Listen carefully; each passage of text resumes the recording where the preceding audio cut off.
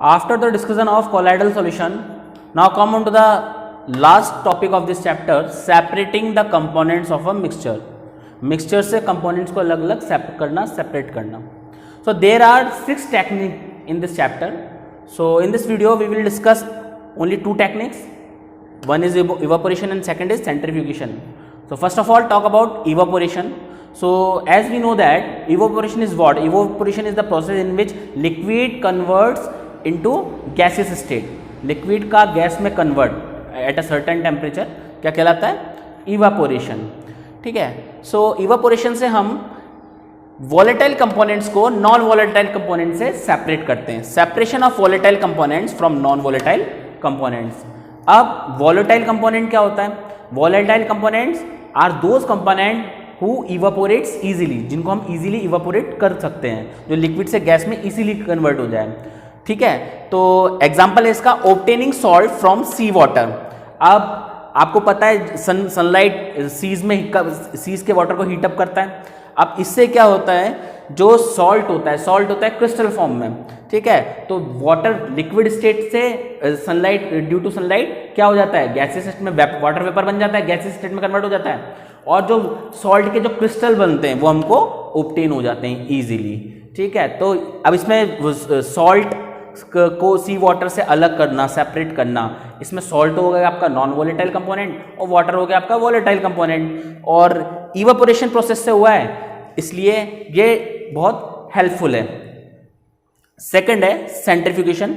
Centrifugation technique is used to separate of colloidal particles from solution.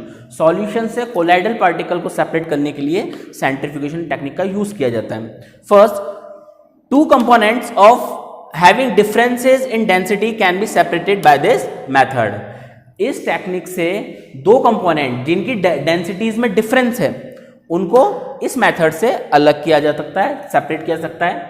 और इसका जो principle है, principle of this method is that when spun rapidly the denser particle are forced to bottom and lighter particle stay at top. कि जब हम rapidly spin करते हैं, घुमाते हैं इस सॉल्यूशन को, स्पिन करते हैं, तो जो डेंसर पार्टिकल यानी हैवी पार्टिकल्स हैं वो फोर्स से बॉटम में सेटल डाउन हो जाता है, और जो लाइटर पार्टिकल है वो टॉप पर स्टे करता है.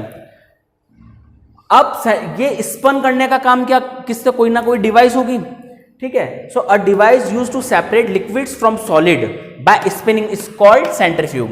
और जो स्पन करने का काम है, जो डिवाइस है, उस डिवाइस का नाम है सेंट्रीफ्यूग, जिससे हम सॉलिड को लिक्विड से अलग कर लेते हैं. ठीक है. Now talk about its application. First, diagnostic laboratories for blood and urine test. जो डायग्नोस्टिक लेबोरेटरीज होती हैं जहां पर ब्लड टेस्ट, यूरिन टेस्ट होते हैं, वहां पर सेंट्रीफ्यूगेशन टेक्निक का यूज किया जाता है. Second, washing machine to squeeze out water from wet cloth. सबके घर में वॉशिंग मशीन्स होती हैं, आपने देखा होगा. उसमें एक मोड होता है स्पिन मोड. जब आप स्पिन मोड पे ऑपरेट करते हो वॉशिंग मशीन को, तो क्या होता है, आपका वाटर ड्रेन होकर बाहर आ जाता है और वेट क्लोथ वॉशिंग मशीन में रह जाते हैं. तो ये स्पिन होना वॉशिंग मशीन का, ये भी क्या है, एक तरीके का सेंट्रीफ्यूगेशन टेक्निक ही है.